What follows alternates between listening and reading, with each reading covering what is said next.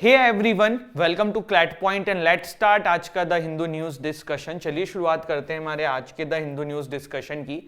आगे बढ़े उससे पहले क्लैट पॉइंट ने क्लैट एवेंजर बैच 2024 के लिए शुरू कर दिया है। रिसेंट बैच हमारा जो है वो 17 जैन से शुरू हुआ है। आप चाहें तो इनमें इनरोल कर सकते हैं। क्लैट यूजी 2025 के लिए भी हमारा विजेता बैच शुरू हो चुका है and if you wish you can enroll here also.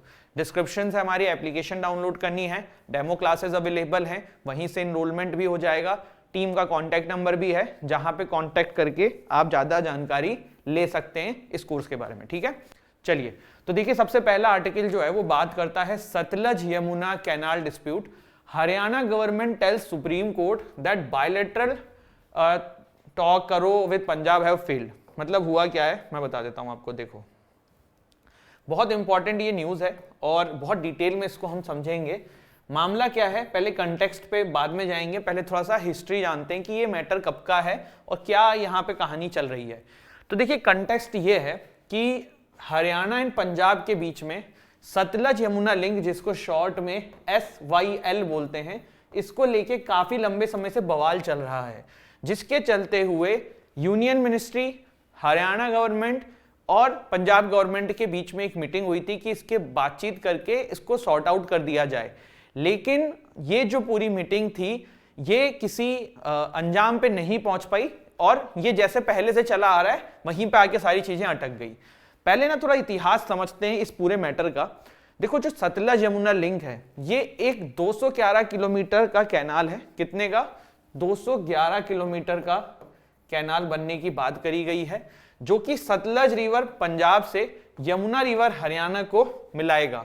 आप इस मैप को देखिए, आपको क्लियर होगा। तो ये प्रपोज्ड आपका कैनाल है जो कि यहां को इसको मिला देगा इधर से। ठीक है, अब ये किया क्यों जा रहा है? पहले मैंने देखो आपको ना बिना किसी लॉजिक दिए या कोई पूरा फैक्ट्स बताए कहानी छोटी समझाता हूं। पहले आपको पता होगा कि पंजाब और हरियाणा सेम होते थे, एक ही में होते थे। उस समय इन दोनों को इन नदियों का यूज करने का मिलता था। रावी एंड बीज नदी को वो पंजाब, जो उस समय यूनाइटेड पंजाब होता था, हरियाणा को इंक्लूड करके वो यूज करता था।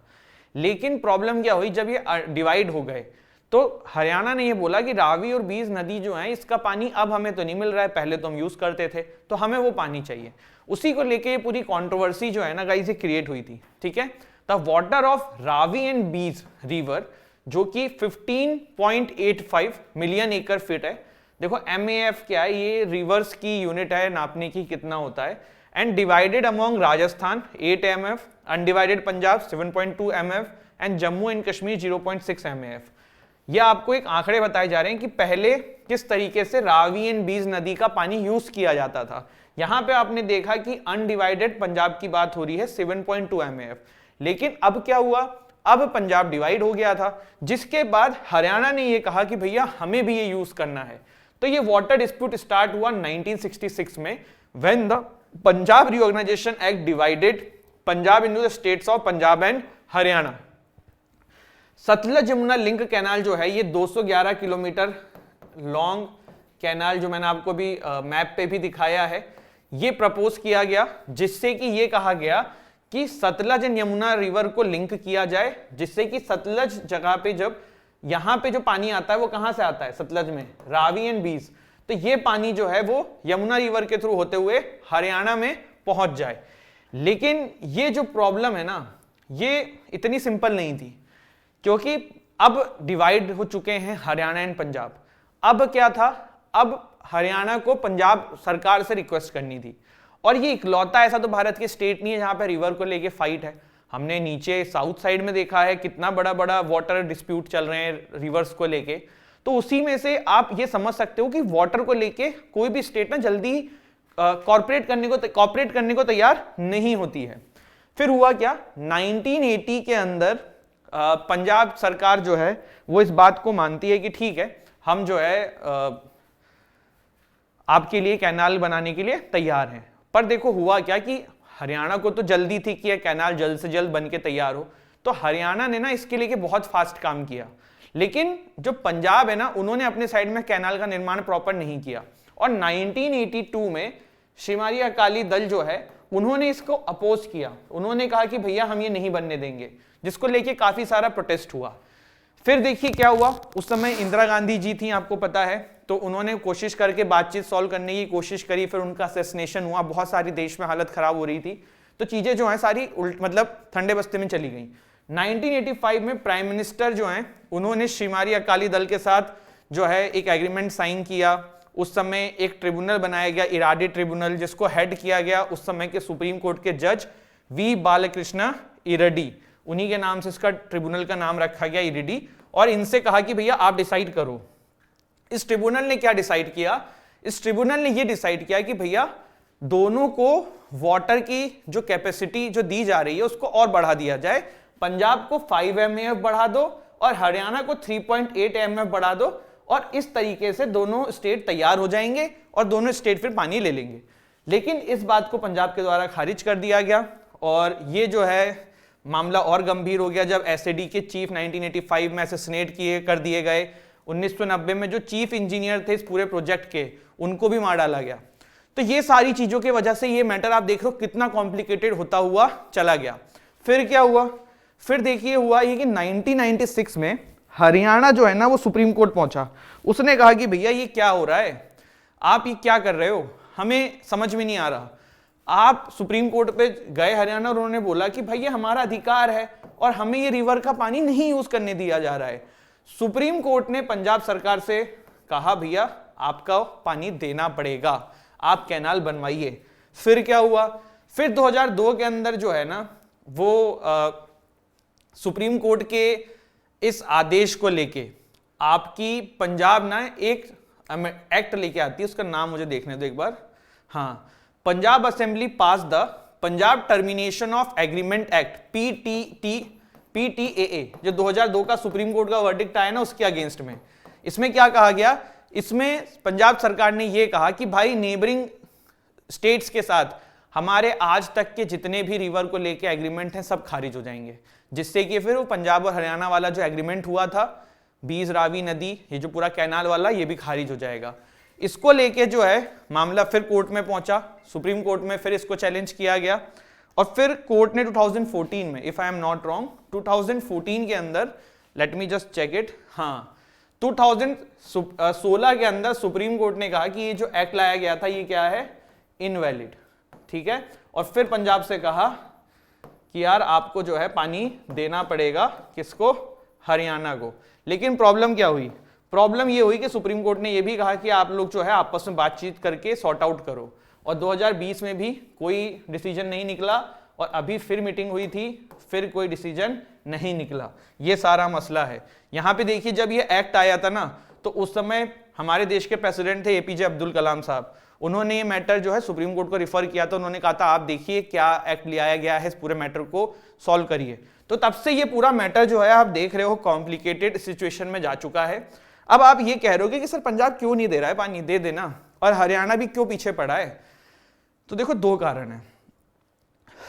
पंजाब इसलिए नहीं दे रहा है, पंजाब का ऐसा कहना है कि जो है, just a second guys, Punjab का ऐसा कहना है कि यार हमारे यहाँ पे ना ग्राउंड वाटर कम होता जा रहा है, हम ये पानी दे देंगे तो फिर हम लोग क्या करेंगे, हमारे यहाँ पे किसान जो है वो क्या करेगा।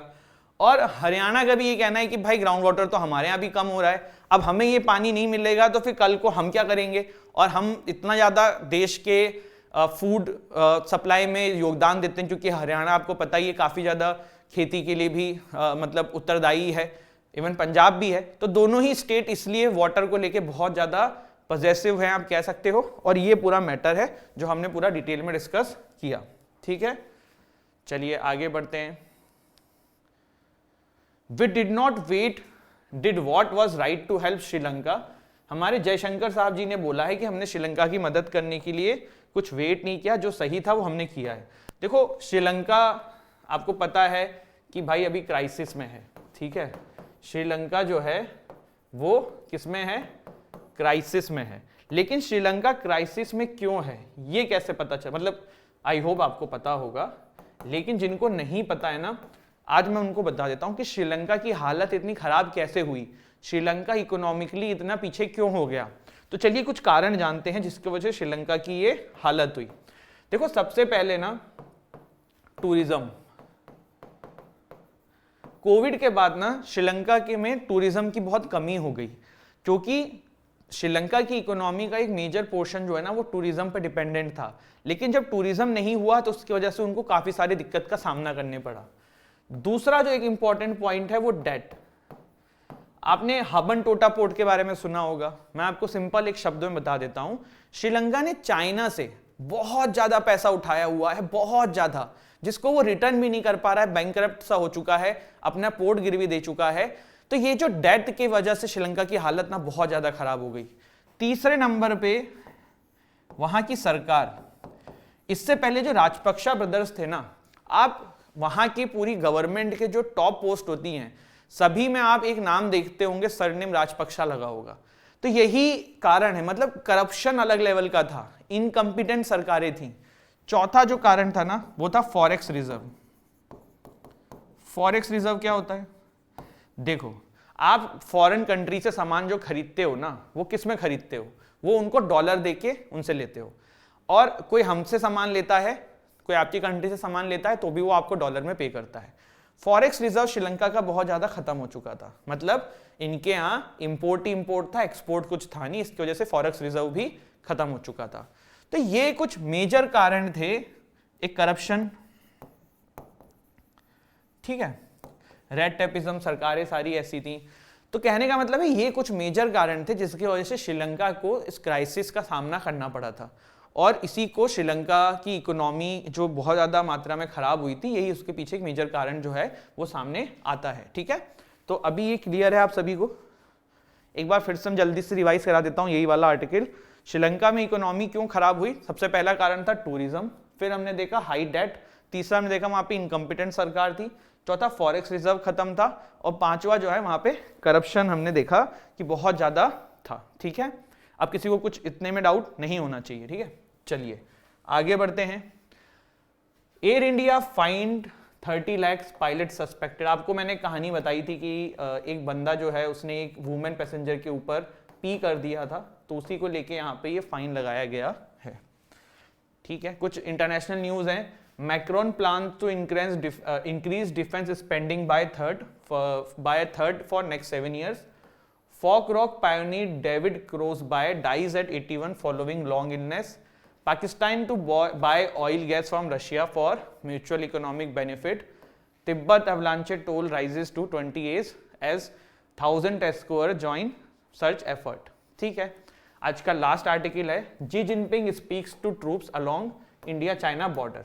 ठीक है, तो कुछ ऐसा और इसमें खास है नहीं। ठीक है, एक और कुछ न्यूज़ है यार, क्या है? Google axes 12,000 jobs. अभी आपने देखा माइक्रोसॉफ्ट ने किया, गूगल ने किया, कुछ पहले इंडियन कंपनीज ने किया, तो यही है यार, और क्या। तो आज का सेशन यही खत्म होता है। सैटरडे देखो बहुत ही ज़्यादा कुछ आर्टिकल्स भी नहीं आते हैं, संडे हमारा सेशन नहीं होता है, मंडे को मिलेंगे आप लोगों से। हंसते रहिए, मुस्कुराते रहिए, पढ़ाई करते रहिए और कंसिस्टेंट रहिए। इस एग्ज़ाम को अगर क्रैक करना है तो consistency is the key. That's it. Thank you so much. जय हिंद, जय भारत।